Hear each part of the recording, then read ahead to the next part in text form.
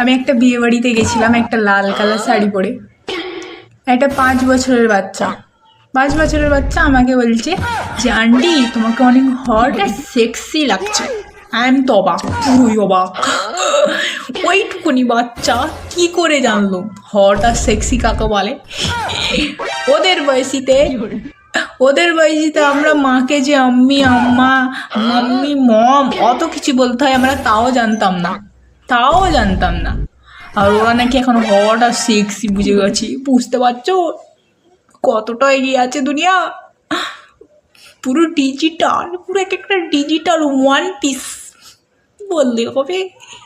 দেখলাম আমার ফেসবুকে মেসেঞ্জারে দেখলাম একটা 12 থেকে 13 বছরের বাচ্চা, ধরো ছোটই হবে, সে আমাকে মেসেজ করছে hi hello do you love me.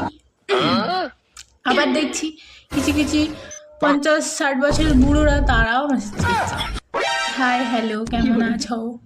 তো বলছি কি দাদু, তোমাদের কি বিবেকে বাজ পড়ে গেছে? হ্যাঁ, তোমরা উপরে যাবার টিকিট কাটার কথা না ভেবে তুমি পুচকো মেয়েদেরকে হাই হ্যালো পাঠাচ্ছ, লজ্জা করে না? হ্যাঁ, আর ওই ছোট ছোট পুচকোগুলোকে বলছি তোরা যে না স্কুলে যা, বুঝলি, পড়াশোনা কর, পড়াশোনা।